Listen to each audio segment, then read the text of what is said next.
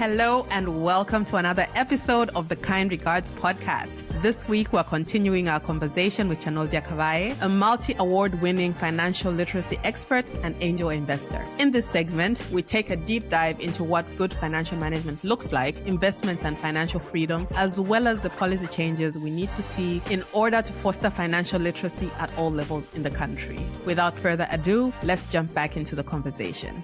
So I guess now we can segue into what good financial practices look like, right? For someone who's listening, whichever bucket you fall into, it sounds like the common thread from what you described is it's not easy, it's a challenge, and you're not alone. The important thing is to move forward and start now with fixing, as far as you can to position yourself for a better future. What are the financial management fundamentals you think everyone should have in place? Like, what are the basic building blocks? Yeah, so I think the biggest starting point is building financial awareness. So what I mean by that is you need to know where you are financially. And I think many people are so busy with life, just going. They haven't taken stock of like, where am I? How am I spending money? So this looks like you need to start tracking your money. You need to have, whether it's an app, Excel sheet, whatever it is, where you're tracking what's going on in your finances. How much money are you receiving? How much money are you spending in different categories? How much money are you saving or investing, if any, paying in debt, things like that. What is your net worth? These are things that you need to know, your assets minus your liabilities. These are things that you need to become aware. And many people, once they have that level of awareness, they start to realize like, oh my God, things are actually worse than I thought. Like, you think things are bad, but until you actually see real numbers, like actual numbers to your behaviors and to the way you've been going about finances, you won't be able to actually fully change anything because you're not working in reality. You're just working in theories and like, I feel things are bad. I know things are bad, but it's like, but how bad? How bad is it? How indebted are you? How much are you in total owing? A simple question like that, some people don't even know because they have like 5, 6 debts in so many different places. They don't even know. They just know I'm deducting X amount is going from my paycheck and whatever. They don't have an understanding of just how much money is being taken away from their future. They don't have an understanding of how much money they're actually spending on these particular categories and on their splurges or on their family, their friends, or people asking them all the time for money. So starting point is you need to build awareness by tracking every single thing in terms of your finances and now actually having a full clear picture in terms of the numbers of what's going on financially. Now, second step is this is where budgeting comes in, because a budget is simply telling your money where to go. And the mistake people make is they want to start with a budget and say, okay, I'll spend X amount this month. I'll spend X amount in this and this and that. And they never stick to it because their budget is not based on facts or reality of their finances. It's based off of what they wish it was. So how can you actually say, I will spend 1,000 kwacha on eating out when the past 5 months, if you tracked your money, it's saying you spend 5,000 kwacha? Of course, you're going to fail because you're saying what you want. You're not saying what is actually on the ground. So the only way you'll be able to budget efficiently and say, hey, this is where my money should go to X, Y, and Z is once you have that knowledge of saying, I've been spending this much. Then you can have those conversations with yourself so that now when you say, hey, in my budget, I want to spend this much, you know why you're saying that. You're not just putting an arbitrary number. You're saying it because you understand your behaviors in the past. You understand what you're going to try and do to change how you've been going about your finances. And so now you're able to say, this is how much I want to spend on these categories. So you need to have a budget. Next thing, you need to have a way you go about your savings and investments. And the best strategy here is the mistake that people make is when they're making their budget, they will say, okay, I spend X amount on groceries, I spend X amount on whatever and stuff. Then they say, okay, whatever I have left over, I'm going to save or invest. Bad, very, very bad. Because when you go to ShopRite is not going to stop you that, hey, sorry, stop now, because you've reached a point where your salary is about to finish, so you won't have anything left over to save or invest. You will end up going all the time beyond what you're thinking, and you will never have anything left over, quote unquote, or as much as you want left over to save or invest. So what you need to do is actually save and invest before you spend money. So when you're allocating money and you say, I would want to be investing 5,000 kwacha, I want to be investing 1,000 kwacha, I want to be investing 500 kwacha, make sure that money goes out first before you spend. That way, when you're in ShopRite, you are limited by the money that's in your account. So whether you like it or not, your account is saying you only have 5,000 kwacha remaining. So you are stuck with 5,000 kwacha. So even if you reach 4,999, you know that actually you don't have to feel bad. You don't have to feel guilt because you've already set aside the money that you were planning for your saving and investments. Now, once you have the method of which you go about your saving and investments in terms of the strategy of that you save and invest before you actually then spend, what you now need to do is that you need to categorize what you're saving for and what you're investing for. So when it comes to saving in simple terms is just you putting your money away for some short-term future use. So like, let's say maybe you have a holiday coming up, you have a birthday coming up, a thing that you're trying to save up for. But also a key thing that you need to be saving for is what's known as an emergency fund. So an emergency fund is essentially the money you set aside for the possibility that things will go wrong in life. And we know that things happen, cars break down, phones die, phones get stolen, like things happen in life. And you want to be able to protect yourself that, hey, if this happens, I don't want to be in a position where I now have to fund this 10,000 kwacha emergency, yet my income is only 5,000 kwacha. So the idea is that you need to be saving as well, specifically for an emergency fund to protect you when things go bad. And this emergency fund, the target for it should be 3 to 6 months worth of your living expenses. So let's say, for example, once you've tracked your money, you know that on average you spend 5,000 kwacha per month. So it means you should have an emergency fund worth almost 3 to 6 months. So meaning a 15K to a 30K worth of money just seated to protect you in case things go wrong. So you need to be saving. So you need to allocate what you're saving for your short-term goals that you have, but also an emergency fund. And then obviously you need to have a plan for your investments. So this is now, you need to be thinking about, hey, what are the future things that I need to start planning for now? Whether it's maybe your children's education, whether it's something like retirement, as we've kind of like talked about a bit here, you need to now have a plan for that and say, hey, I am setting aside X amount for that. So as a good kind of like summary of how this budget could look, it could look different for every person, but this is a framework that you can think of. So let's say we were to break your income into percentages. So it could look like a thing where you say, let's say 70% of that money is what you're allocating for, let's say you're spending. Then 10%, if you're into like giving or tithe or whatever, could be that. So 10% towards your giving, 10% towards your saving, 10% towards your investing. That way you're able to say, hey, I have accounted for my today in terms of my expenses. I've accounted for the things that I care about, the values I have in terms of giving. I have accounted for saving for the possibility that things could go wrong, but I've also now accounted for the fact that, hey, I want to plan for my future. So I'm allocating money towards that. Of course, it could look different for everyone, but I think these are the building blocks for what everyone needs to be thinking about when they go about their finances.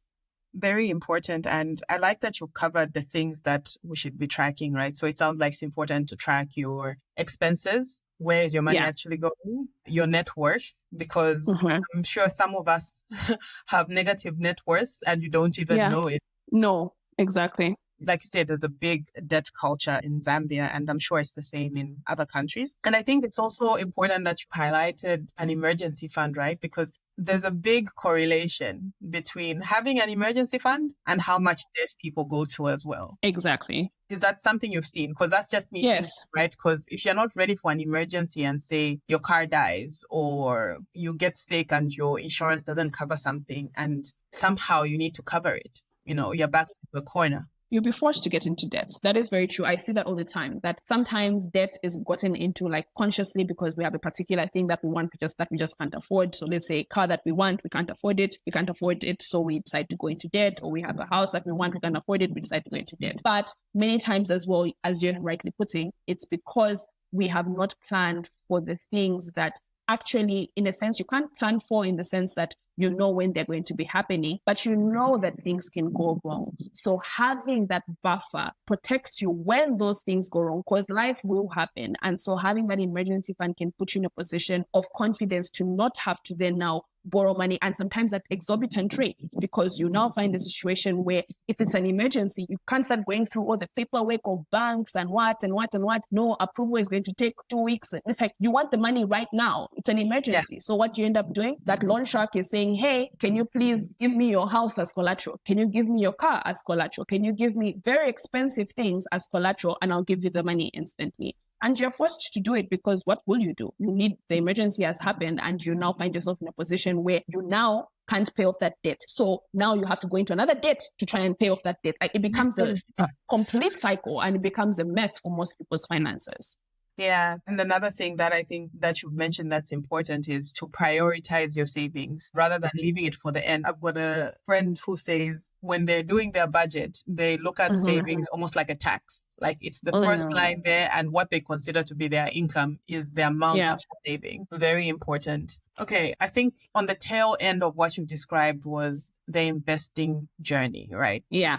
Which is basically where you start to build wealth. And we hear this all the time, but I'm not sure it really clicks in our minds that you can't become wealthy by saving. Yeah. So what are the phases of the wealth building journey, and what do you see it typically being characterized by? Yeah. So, and I think maybe it's worth expanding why you can build wealth through saving, because people sometimes want to argue on that point, right? And it's a simple issue of mathematics, right? So what I mean by that is, think about it. If you were to try and start saving right now, so I have my little calculator with me. If I was to try and save, like, I want to be a millionaire, I want to be a millionaire, I want to be a millionaire. Okay, cool. How much do you have to, quote unquote, save? If you want to start saving right now, putting the money aside for you to say, oh no, Chano, I think I can scrounge up 3,000 kwacha. Okay, 3,000 times 12, okay? That will take you 27 years. Now, 27 years, I mean, it's a noble goal to try and actually go and try and save 3,000 kwacha for 27 years. But the mistake that people kind of like forget about in this whole situation is that we have this thing called inflation. So when you're putting aside these 3,000 kwachas, just in a bank account, no interest gain, just a normal bank account, or even if it's a bank account, there's just some interest. When this 1 million kwacha is being reached 27 years from now, it won't even be worth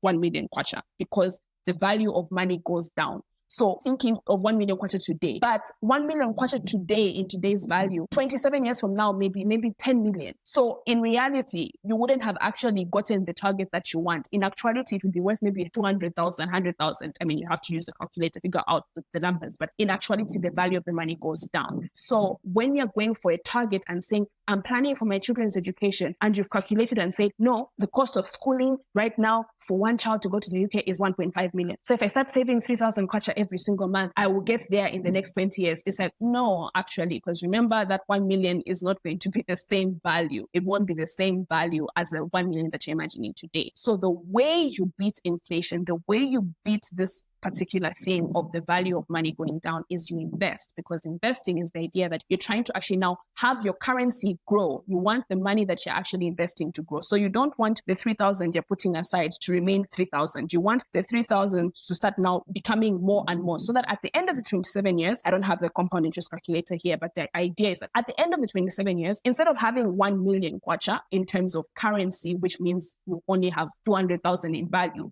you want to have maybe it's a 10 million kwacha in currency, which will retain the 1 million value that in quotes we're actually looking for. So that's why you invest versus save for these big targets that are not necessarily something you can just get in one day or 1 year. It's something that you have to plan for a number of years. You have to account for inflation. Now, the starting phase of that, how that now looks, is that a person needs to become, one, very knowledgeable about their finances. As I say, that's the starting point for everything. For every part of your wealth building journey, you need to know how much money do you even have to put aside? Because sometimes I actually tend to recommend to clients that maybe you're not even in the season where you should be investing, because you're so high in debt. That debt is costing more to your future than any investment can ever give to you. So maybe for you, the season that you're in right now is you need to actually prioritize getting out of debt, not necessarily investing, because you're in a very, very bad position. Or maybe you're a student who doesn't even have enough money, and maybe the priority there is maybe have an emergency fund first, because yes, investing is exciting and something that you may want to try here and there, but maybe that shouldn't be the biggest focus. Maybe the focus is just, let me have an emergency fund, let me clear my debt,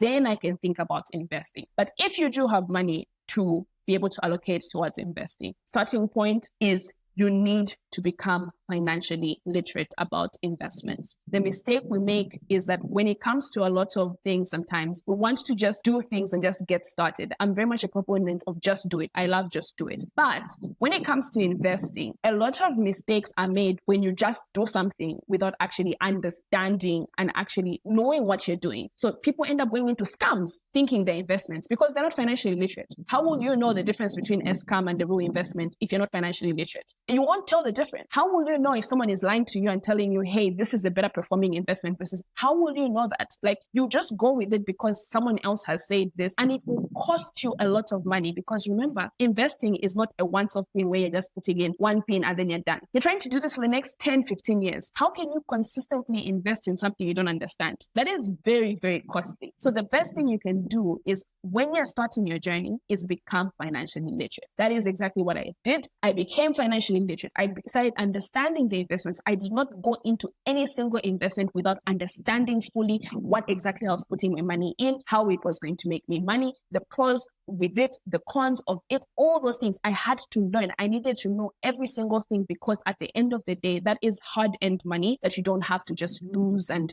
get rid of easily and stuff like that. So you need to get financially literate. Don't even waste time. Once you become financially literate, get started. That's basically it. You learn and you get started. You don't now start, okay, yeah, I've learned some things from Chano's page. I've come for her class. She's taught me about the investment options. I have the money, but yeah, no, I'll start. It's like you're wasting time. Get started. Once you learn, you kickstart the journey and you just keep going. You can keep on learning, of course. You can keep advancing the knowledge that you have, but at the very bare minimum, you need to have understood the foundations of investing so that you protect that financial base because you shouldn't be putting in money into something that you don't understand. So once you know yourself and your budget, you've found the money that you can be able to say, hey, I actually have money that I can be able to invest consistently or however often towards these investments, you become financially literate and you get started. One thing you emphasize is for people to run the numbers, right? So on a high level, what are some of the key matrices that you think every investor should run before investing in an asset or considering whether it's worthwhile or not? I think one of the key ones, obviously, is the returns of that investment.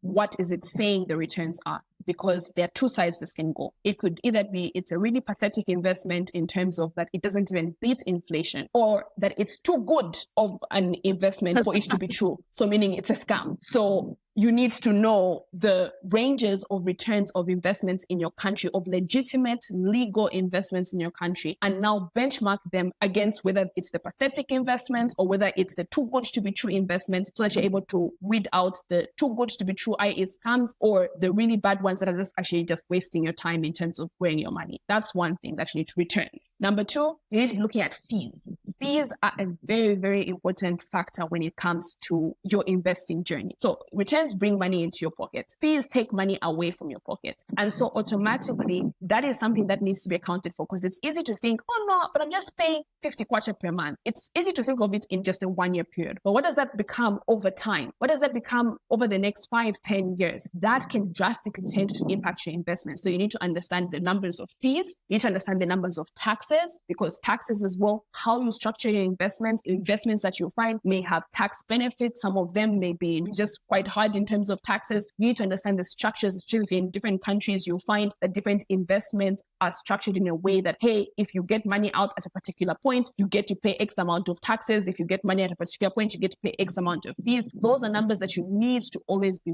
very, very aware of. I think off the top of my head, I think those are the key ones. Like returns are number one. Number two would be fees, taxes. I can't think of anything else for now, but yeah, I think they would give you a very good understanding on the numbers side of like, is this investment worthwhile? And when it comes to returns, you benchmark it against your country, you are benchmarking it against other economies. Those are the decisions I had to make when I started becoming financially literate about investments, because I was able to see that, hey, oh my goodness, the bond market in America is averaging, 1% at that time. Our market was averaging 30% at that time. I was able to see an opportunity for so much wealth to be built because I also understood the investment. I knew those bond returns were going to go down, and sure enough, they've gone down. So I maximized on the opportunity, but understanding the context of my market, understanding the context of that particular investment. So I was able to maximize on it. But then now I was able to avoid scams of a person is telling me I'm going to get 100% return in 2 weeks. Where? How? Because if I run those numbers through my calculators, it's telling me that within the next 2 years, this investment is able to give people billions of questions. Like how? Realistically,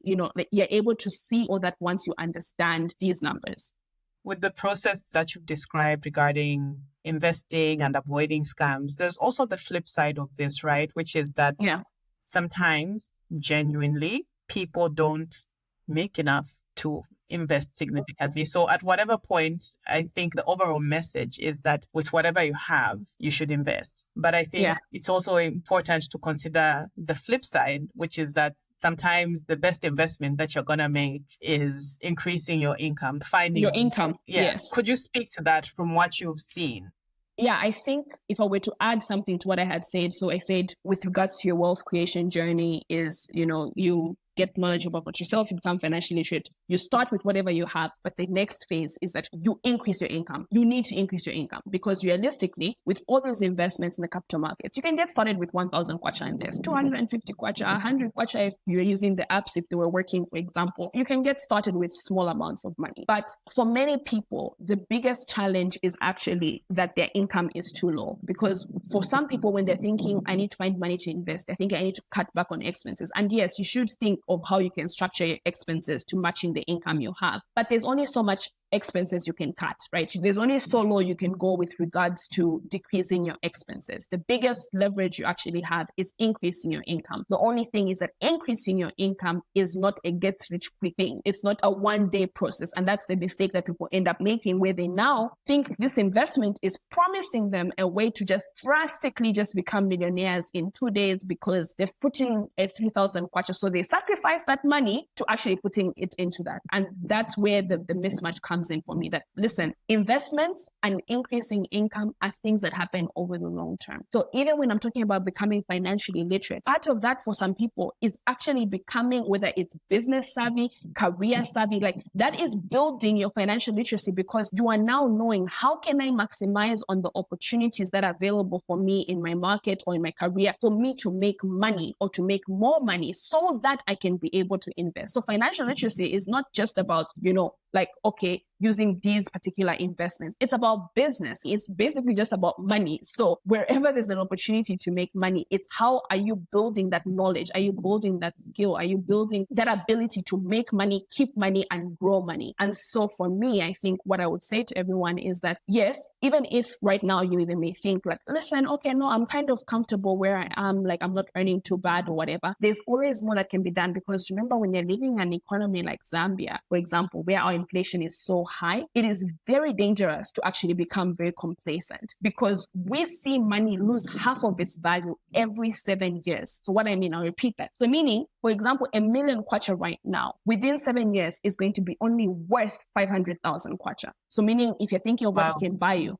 it will be only able to buy you half of that within exactly 7 years. And within 7 years, again, it will be now 250,000 kwacha. That is a very fast degradation of value of money. So when you become very complacent and you're just okay with where you're at in your income, in your career and things like that, you're not realizing that, listen, the 1.5 million it's going to cost you to take your kids to the UK. Guess what? Within 7 years, it's going to become the equivalent of 3 million. And then it's going to become the equivalent of 9 million. So if you're going to be just dilly-dallying with your journey, that's where you find yourself in a position where a lot of, unfortunately, my goldies are where you have something, but you don't have enough. You don't have enough for you to actually meet the goals that you have. So you do have to have a plan with regards to how am I building my business acumen? How am I building my career path? How am I building my career skills? All these things that will help me make more money so that I'm able to then now invest more money. So from what you're describing, it's almost like a graph, right? So you're starting out with educating yourself, and then you actually get started with investing. And then you also have the growth phase, right? Which you've described, where you also start growing your earning capacity, whether it's in your career and all of that. So what would maturity look like with this journey, with the wealth creation journey? Maturity, honestly, I think it is when you are financially free. And financial freedom will mean different things to different people. But the idea of it is that when you have enough money in your investments that you no longer need to actively work for your money. So meaning right now, if you're going down the career path, the business path, or both, you need to actively put in hours for you to have an income. But one day you want to get to a point where you don't have to work anymore, or you don't want to have to sweat for just that income that comes at the end of the month. If you're a smart person who has then maximized on that career, that business, what you want to do with that income obviously is to build these investments, which are able to then passively give you the income that you had. So whether it's a 10 pin, a 5 pin, 100 pin, whatever it is, it's all up to you. You get to decide, and your journey will get to decide for you how much you will need to have for you to receive that money passively. And once that happens, I think that is when you are, quote unquote, at maturity phase. There will be different levels even of it, right? Because there are also different levels of financial freedom. Sometimes financial freedom for some people, it's very person specific, is that I just don't want to have to stress about needs. I don't mind working for my wants and whatever and other things. I don't want to stress about like core things like, let's say, rent, or I don't want to stress about children's school fees. I don't mind working even until I'm like 55, as long as these things are covered. That for you could be financial freedom. For some people, it's like, no, me, I want a lavish life and I want to retire by 40. Like, I want to stop working by 40. So me, I want to have this amount of money. It's like, okay, cool. That is it for you. Different numbers will be needed for different people. But at the end of the day, it's all going to be based also on how aggressive are you with your journey, because how much obviously effort a person will need who just wants maybe part of their income to be replaced versus the person who wants all of their income plus more to be replaced is going to look very different. How aggressive you have to be with your career, how aggressive you have to be with your investments, it's all going to differ. So you can't say, I want to retire by 40 completely, but I only want to invest 10%. How? Like, Yeah. do you get what I mean? Like, it's like you only have a 10-year window. Like, you need to be more aggressive. When you only have a 15-year window, you have to be very aggressive with your career or your business for you to hit those targets. So it'll be person specific, but I think the whole idea is that we all want to get to a point eventually where we don't have to actively work for our money, which is known as financial freedom.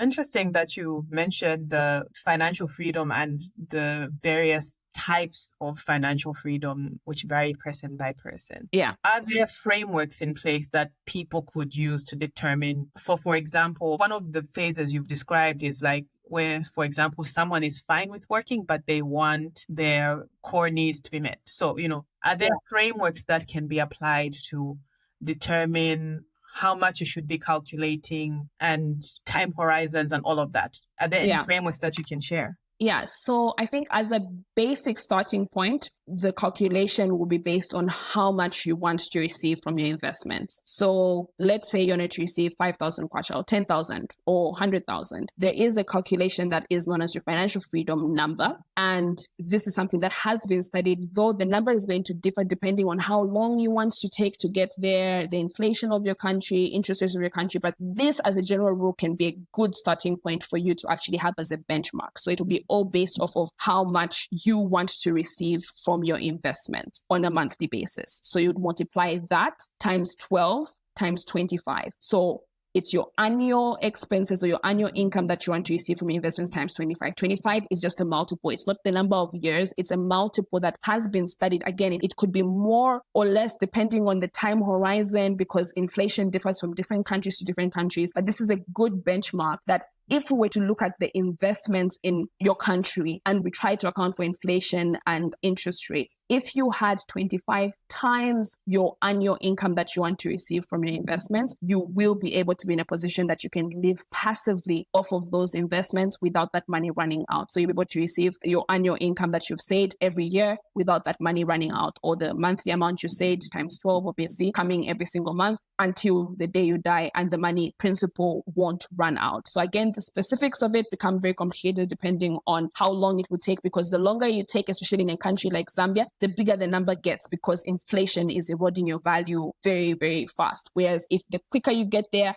the smaller the number sometimes actually needs to become. So that number actually assumes about a 10-year window. A 10-year window is when you're planning on actually being quote unquote financially free. So if you plan on being financially free before that and you have the capacity to be more aggressive, the number could be slightly lower. If you plan on hitting financial freedom 10 years plus from now, the number could be significantly bigger. So that can give you at least a framework that if you multiplied whatever income you want, so whether it's just your needs, whether it's all the expenses, whether it's your expenses plus more, times 12 times 25 is that number. I see. To be honest, it seems like an intimidating number. Yeah. Right? It's a big number. Like your annual pay times 25. But yeah, I think it's important to bear in mind that it's not something you're going to achieve overnight.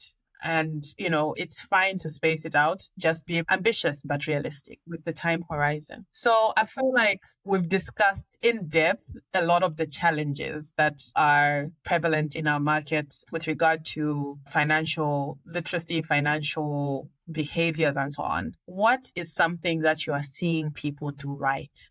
I think it just depends on who it is, right? Because I'm in a bit of a bubble because the people who are following me clearly are interested in financial literacy. But that is a small percentage still of clearly the whole of Facebook as an example, right? So it's kind of hard to imagine that everyone is as interested in financial literacy as my audience. Yeah. I don't know if that's true. I'm hoping that is a trend that people are becoming more interested in financial literacy. That's important. I wonder what the statistics are now. Like if we had the exact same survey done in 2020, if the survey was done now, what would the numbers show? I think that would be helpful. But I think from the audience that I get to see, I think that interest in financial literacy is very, very good. I think also, like in as much as people may not be willing to talk about their finances with just anyone, like in terms of like maybe their family, friends, they may not tell them all the things that are going on. But I am a person who receives so many messages and people's willingness to just be open and say, hey, you know what, things are not okay. And I think that is a very important starting point, because the more you keep on acting like everything is okay, when it actually isn't, you're not making any progress. But the moment you're willing to actually admit and say, I think I need help, I think things are not okay, I think things can be better, how can you help me? I think that's a very, very, very good thing, because also Zambians, sometimes we tend to be quite passive, quite timid and just accepting the status quo. And it's like, no, you have to challenge things. You have to take control and take ownership and say, hey, enough is enough. I know I have responsibilities. I know all my family and friends all want to ask me for money left, right, and center, but I'm also one person. I also don't earn millions and millions of kwacha. I need to become honest about what I can do, what I can't do. And I think that's a very good thing. I think we're seeing a bit more of that, where people are just becoming a bit just more honest. Like, no, I can't. We can cry, we can fuss, we can do all the things, but I'm sorry, like this is just all I can do. And I think that's a very good thing. It's not easy for many people. I think some of them cry once they say they know, because it's like, oh my God, I'm failing my family. I'm just not where I want to be. Like, I think it comes with negative emotions as well, because we were also brought up with that Ubuntu spirit, like where you want to help, you want to do more, but you can't do more because you're limited. So I think it comes mixed. It's like, I'm willing to say no, but it's also not easy, because sometimes I also have to say no to myself, and constantly having to say no to myself is also not fun.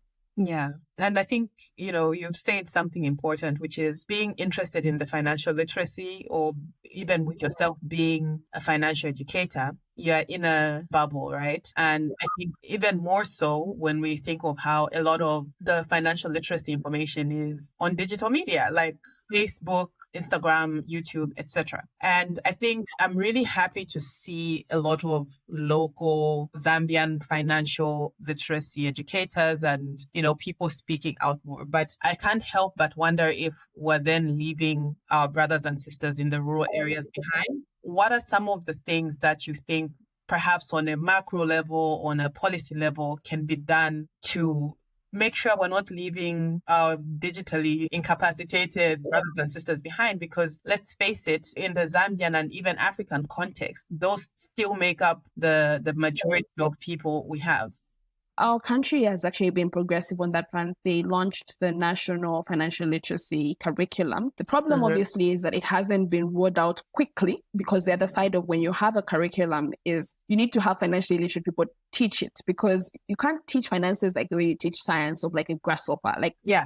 Someone has to see the practicality of it. Otherwise, it will just become an exam thing that then you forget about in the next 5 years, because again, like who cares about a topic that you learned in grade 5 or grade 6 that is not relevant to your real life, right? So it has to be taught in a financially literate way. So when you have a low financial literacy market where people are not financially literate, our teachers also are not as financially literate. So they're good teachers, but they're not necessarily financially literate. There are gaps in the market. So the reason why, for example, a person like me is going to do what I'm doing on social media is that it's free, it's very low cost to almost free, basically free for me to actually reach my market, right? For me to be able to reach these people and be able to access them and whatever. So it's perfectly fine.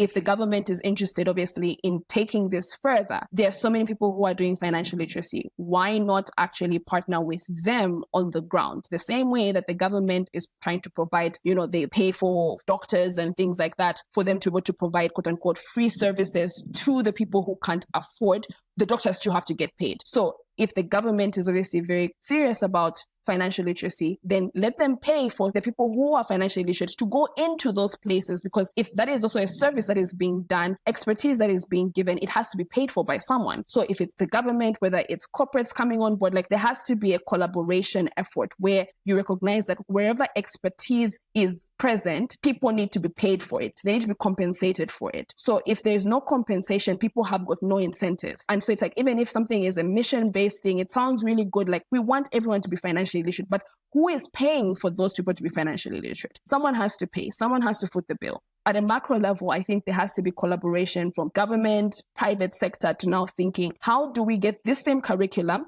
and take it to people who are in those places and have them be also taught the same way that a person who, like with expertise, you get what I mean? Not just, and obviously in local languages and things like that, but like not just a textbook kind of like approach of like, hey, read this. Like, again, it has to be practical. The reason why financial literacy is quote unquote popping and is nice now on social media is because it's relevant. It feels like this makes sense. This is not an academic exercise. So you need to give that experience to people in their context, but who is going to fund that? And so I think those are the conversations that need to start happening of like collaboration on multiple fronts. I don't think it's necessarily an easy solution. There are nonprofits in the space, but they also need the capacity because they need funders. They need the funders to also do that work. So it's like there has to be a lot of like strategy and strategizing of how you spread this message to the people who aren't able to obviously afford to pay for these services or who don't even have access to social media, as you're saying, and reaching them in their context, in their languages. I think those conversations need to be had at a national level, not just at a micro level.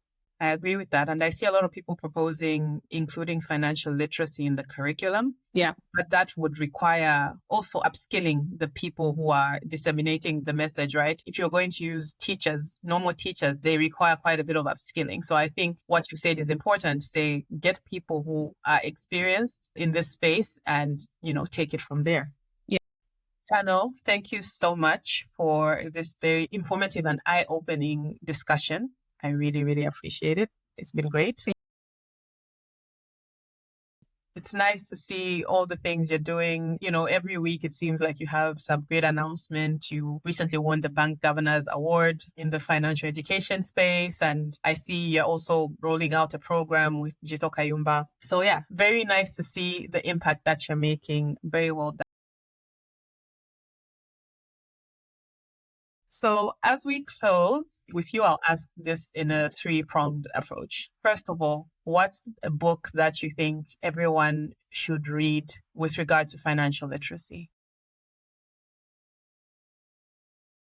I need to read that. I've heard it quite a lot from other financial educators. So I think it must be worth the while. Okay. And then my next question is, what's a quote you'd like to leave with our listeners today?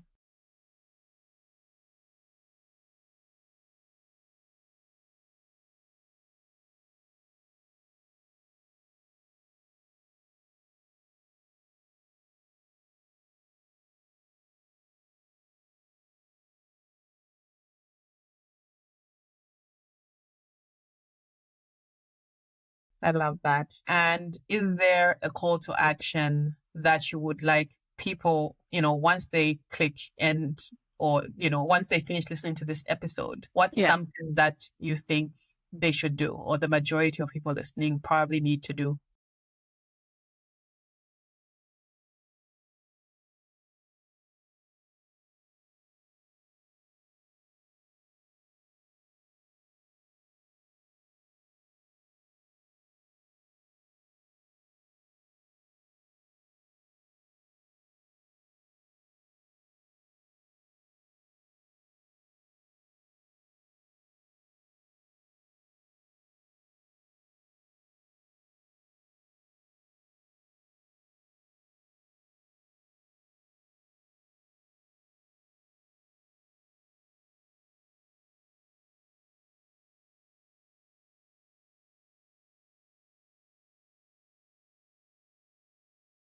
I love that. And I'm just going to add to that. I'm going to invite myself to your call to action and add it to say, unfollow pages that make you feel like you need to be spending money unnecessarily and keeping up with the Joneses. Because I think so much of social media is marketing right now, and they're marketing a lot of goods and making you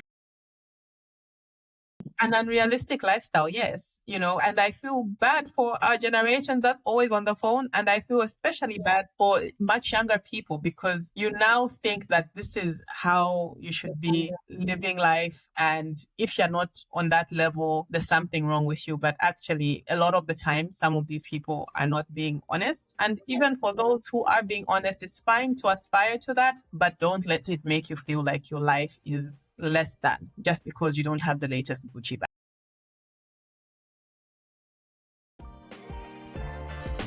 Have I told you lately how much I appreciate you tuning in? Well, I want you to know that I really, really do. I hope you found this series valuable. And if you did, please remember to subscribe wherever you listen to your podcasts, and follow us on Instagram, LinkedIn, and Facebook at The Kind Regards Podcast. Be sure to follow Chano as well. She goes by Chanozya Kabaghe on LinkedIn and at Miss Kabaghe on Facebook, Instagram, and Twitter. I hope you have a terrific week ahead. Kind regards, Zamiwe.